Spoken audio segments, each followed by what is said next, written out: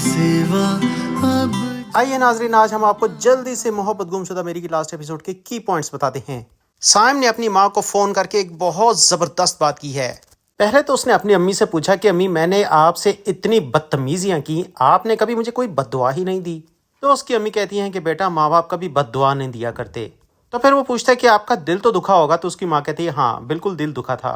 तो साइम कहता है कि मैंने ये कैसे सोच लिया कि आपके साथ बदतमीजी करके आपका दिल दुखा के मुझे खुशियां मिल जाएंगी। और इसके बाद वो अपनी माँ से बरमला कहता है कि मामा, मैं आपसे बेपनाह मोहब्बत करता हूँ। ये खूबसूरत बात सुन के उसकी माँ कहती है कि बचपन के बाद आज पहली मर्तबा मैं तुमसे ये बात सुन रही हूँ। साइम कहता है कि मैं तो ये भूल ही गया था मामा कि मेरी पहली मोहब्बत आप थी। तो उसका बाप इब्राहिम मजाक से कहता है कि क्या मुझे भूल गए हो? मैं भी तुम्हारा कुछ लगता हूँ। लेकिन साइम और जूबी की मोहब्बत का क्या बना, ये भी सुनते जाएं। नहीं जी, साइम से बेपनाह मोहब्बत करने वाले सीमाब को साइम ठेंगा दिखा चुका है और उसको इस बात का इस कदर डिप्रेशन हो रहा है कि वो हॉस्पिटलाइज्ड हो गई है। और साइम साहब जूबिया का पीछा छोड़ने के लिए बिल्कुल तैयार नहीं है। जूबिया जहां जाती है साइम उसका पीछा करता है, चाहे उसकी वर्क प्लेस हो या कोई पार्क हो। इस कदर पीछा करने की वजह से जूबिया साइम से बहुत तंग आ रही होती है। लेकिन साइम इस मर्तबा हर सूरत ये बाजी जीतना चाहता है।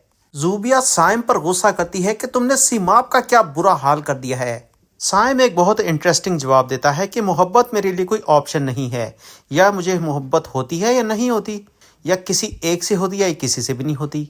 जूबिया घर जाके रोशना को बताती है कि पार्क में साइम आया हुआ था। रोशना उससे पूछती है कि साइम को कैसे पता कि तुम पार्क में गई थी। इस पर जूबिया कहती है कि ऐसे लगता है वो मेरा पीछा नहीं छोड़ेगा। तो रोशना कहती है कि मैं भी यही चाहती हूँ कि वो तुम्हारा पीछा ना छोड़े। और फिर आ जाता है एक टर्निंग पॉइंट जब जूबिया का बाप उससे पूछता है कि क्या तुम साइम से तलाक लेना चाहती हो? फिर वो कहता है कि बच्चे सोच लो, समझ लो, ये पूरी जिंदगी का मामला है। तो जूबिया दिल पर पत्थर रख के कहती है कि अब्बू, इस मर्तबा जो आप चाहेंगे मैं भी वही करूंगी और वही मेरा आखिरी फैसला होगा। फिर जूबिया के लिए एक सरप्राइज तैयार होता है जब उसकी माँ आके कहती है कि तैयार हो जाओ, कोई मेहमान मिलने आ रहे हैं। और अब वो एक सादतमंद बच्ची की तरह तैयार हो रही होती है क्योंकि उसे पता होता है कि कोई ना कोई रिश्ते के लिए ही आ रहा होगा। और जब वो मेहमान आ जाते हैं तो उसको मिल जाता है एक सबसे बड़ा सरप्राइज, क्योंकि मेहमान होते हैं साइम और उसके घर वाले। तो नाजरीन, यूं दोनों घर वाले एक दूसरे को एक्सेप्ट कर लेते हैं और इन दोनों खानदानों को जोड़ने में मेन रोल प्ले करते हैं साइम के नाना। और बेचारी सीमाब का क्या बनता है ये भी सुन लें। बेचारी सीमाब इंतहाई डिप्रेशन में होती है और उसकी जिंदगी में अब अंधेरा ही अंधेरा होता है। उसकी माँ उसको जाके समझाती है कि बेटा, मैं तो तुम्हें ताकतवर बनाना चाहती थी, तुम तो बहुत कमजोर निकली।